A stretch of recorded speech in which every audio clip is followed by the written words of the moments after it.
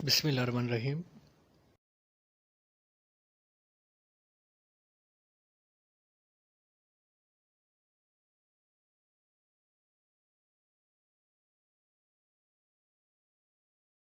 Zoology MCQ series lecture number 2, जो कि BSc के स्टूडेंट्स, बीएस ज़ूलॉजी के स्टूडेंट्स, लेक्चरशिप और वो लोग जिनका पीएमएस-सीएसएस में ऑप्शनल सब्जेक्ट ज़ूलॉजी हो, उनके लिए एमसीक्यूज़ बहुत ज़्यादा बेनिफिशियल साबित हो सकते हैं।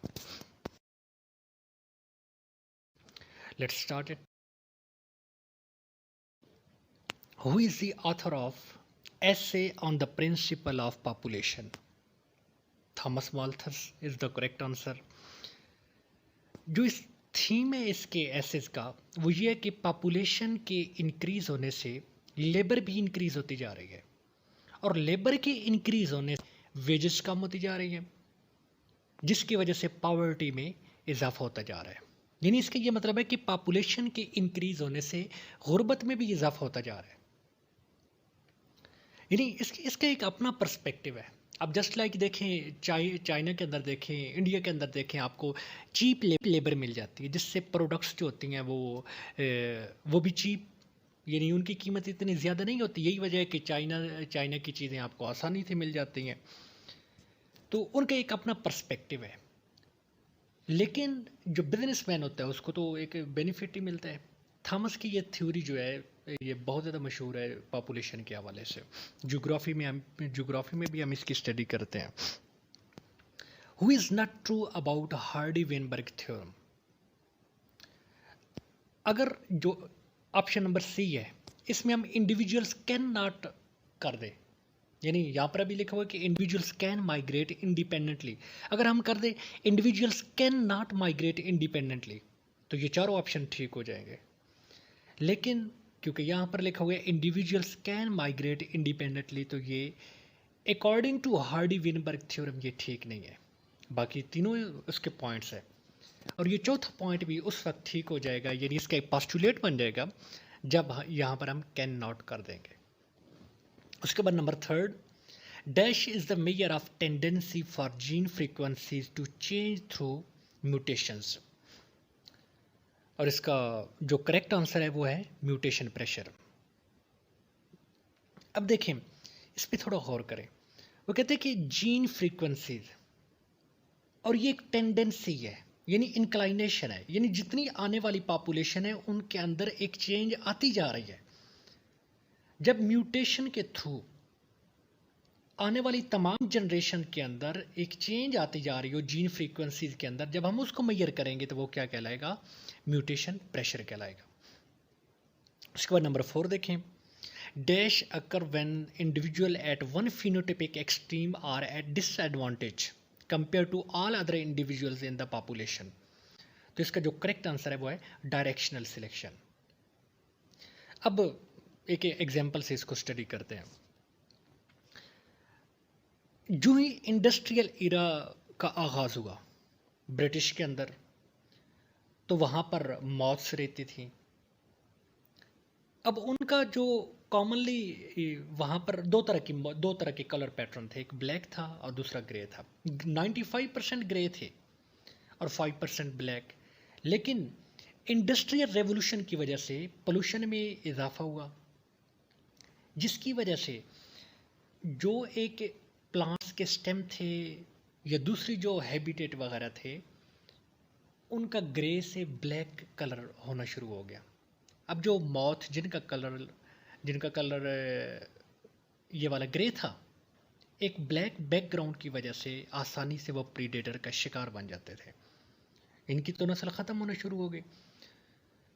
अब उसके बाद क्या हुआ कि इनके अंदर इन्होंने अपने अंदर म्यूटेशंस लाई, चेंजिंग्स आई। हमें पता है कि जेनेटिक्स पर आपकी एनवायरनमेंट का भी असर होता है। एनवायरमेंटल प्रेशर जो होता है वो आपकी चेंज लाता है जीन्स के अंदर। तो नेक्स्ट जो जनरेशन आना शुरू हुई, उनके अंदर क्या हुआ कि ब्लैक जो है वो ज़्यादा होना शुरू हो गए और ग्रे वाले कम। अब जब आपका बैकग्राउंड भी ब्लैक होगा, माउथ का कलर भी ब्लैक है, तो वो कैमोफ्लेज कर जाते हैं, जिसकी वजह से प्रीडेटर उन पर आसानी से अटैक नहीं कर सकते। उसके बाद 1850 के अंदर नो डाउट ब्रिटिश के अंदर कानून दोबारा लाया गया और उन्होंने इस पे थोड़ा इंडस्ट्रीज़ के कुछ कवानीन बनाए, जिसकी वजह से पॉपुलेशन में इंक्रीज़ हुआ, जो ग्रे कलर के मॉस थे उनमें भी। अच्छा, उसके बाद आ जाता है next, dash speciation occurs when सब population become geographically isolated from one another. तो इसका आंसर है एलोपेट्रिक। याद रखें कि एलोपेट्रिक को जियोग्राफिकल स्पेसिएशन भी कहते हैं, कि जियोग्राफिकल बैरियर की वजह से अगर कोई एक न्यू स्पीशीज़ ओरिजिनेट हो रही हैं तो वो क्या कहलाती हैं, एलोपेट्रिक। जियोग्राफिकल बैरियर्स कौन कौन से हो सकते हैं, रिवर्स हो सकते हैं, माउंटेन्स हो सकते हैं, ये रोड्स जितने भी आपके बनते हैं, मोटरवेज बनती हैं, तो ये मुख्तलिफ़ किस्म के जानदारों की पॉपुलेशन और उनकी मूवमेंट में रुकावट पैदा करते हैं, जियोग्राफिकल बैरियर में स्टडी करते हैं। उसके बाद नेक्स्ट है, the evolution of ecologically related species is some time coordinated such that each species exerts a strong selective influence on the other is called as को एवोल्यूशन।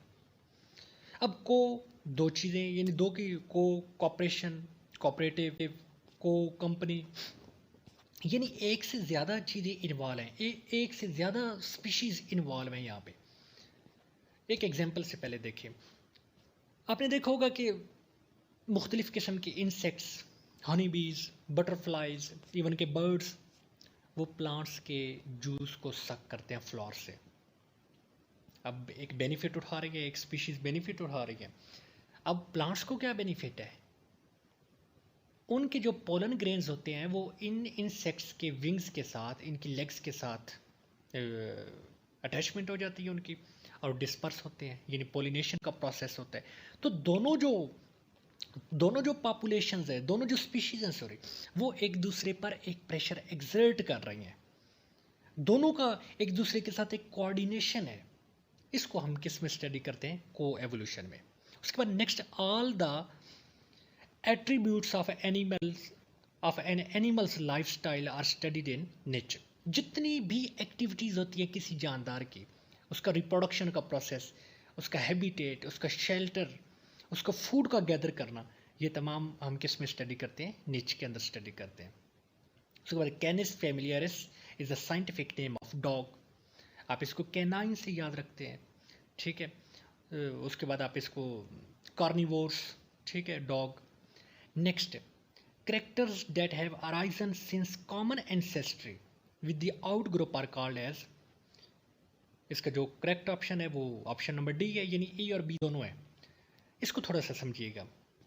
सिनेपोमॉर्फीज और सिंप्लेजियोमॉर्फीज, याद रखें कि इनमें हम दोनों में हम एंसेस्ट्रल ट्रेट्स की स्टडी करते हैं, लेकिन एक बड़ा डिफरेंस है, मेन डिफरेंस है, वो ये कि सिंप्लेजियोमॉर्फीज, इसमें हम एंसेस्ट्रल ट्रेट्स की स्टडी करते हैं कि जब एक किसी जानदार का एक ओरिजिन हुआ है, अगर वो ट्रेट्स या उसके करेक्टरिस्टिक जो आजकल के जानदार हैं उनके अंदर भी मौजूद हो तो वो सिंप्लेजियोमॉर्फीज कहलाएगा।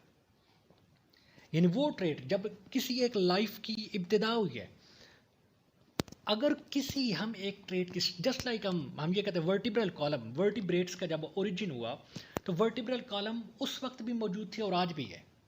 तो ये हम किस में स्टडी करेंगे, सिंप्लेजियोमॉर्फीज में। सिनेपोमॉर्फीज में ये होता है कि ये ट्रेट्स जब एंसेस्टर्स का ओरिजिन हुआ है उनके अंदर नहीं था, लेकिन म्यूटेशन के थ्रू, एवोल्यूशन के प्रोसेस के थ्रू आने वाले जानदारों की कुछ टैक्सा के अंदर ट्रेट्स न्यू अपीयर हो गए हैं, तो ये क्या कहलाएगा, सिनेपोमॉर्फीज कहलाएगा। जैसे कि जिराफे की नेक और ह्यूमन नेक, ठीक है, बोन्स होती हैं, वर्टिब्री मौजूद होती है, तो ये सिनेपोमॉर्फीज में स्टडी किया जाता है। डिराइव्ड कैरेक्टर्स ऑफ सिनेपोमॉर्फीज हम ऑलमोस्ट ये एक ही हैं, इसी वजह से ऑप्शन नंबर क्या होगा, डी होगा। उसके बाद next, dash is towards a point of attachment of A structure on the body. तो ये इसका जो करेक्ट ऑप्शन है वो कौन सा है, प्रॉक्सिमल। प्रॉक्सिमल का मतलब होता है कि जब हम किसी भी स्ट्रक्चर की स्टडी करते हैं, जब हम टूवर्ड्स जाते हैं, मसलन डिस्टल को देखें, डिस्टल भी यहाँ पे है, नीज आपने देखे हैं, यानी नीज हम सब के हैं खैर, तो नीज और एंकल को देखें, जो एंकल जिन्हें टखना है, ankle is distal to knees, ankle is distal to knees, यानी डिस्टल का मतलब है हम पॉइंट ऑफ अटैचमेंट से अब दूर जा रहे हैं। तो जो नीज से जब हम एंकल की स्टडी करते हैं तो एंकल इज डिस्टल टू नीज, तो ये आपका डिस्टल कहलाएगा। लेकिन अब इसको अपोजिट कर दें तो नीज आर प्रॉक्सिमल टू किसके, एंकल के। ये था टॉपिक, उम्मीद है इसमें कोई इशू वगैरह नहीं होगा। अगर कोई मज़ीद इसके अंदर कोई प्रॉब्लम आए तो ज़रूर उसको शेयर करें, चैनल को सब्सक्राइब करें, दोस्तों के साथ शेयर करें, ठीक है। और कोई भी बीएससी के रिलेटेड टॉपिक हो, उसके अंदर कोई इशू आ रहा हो तो कमेंट्स में ज़रूर बताएं, ताकि उसको सिंपलीफाई करके एक्सप्लेन करके आपके साथ शेयर किया जाए। ओके, अल्लाह हाफिज़।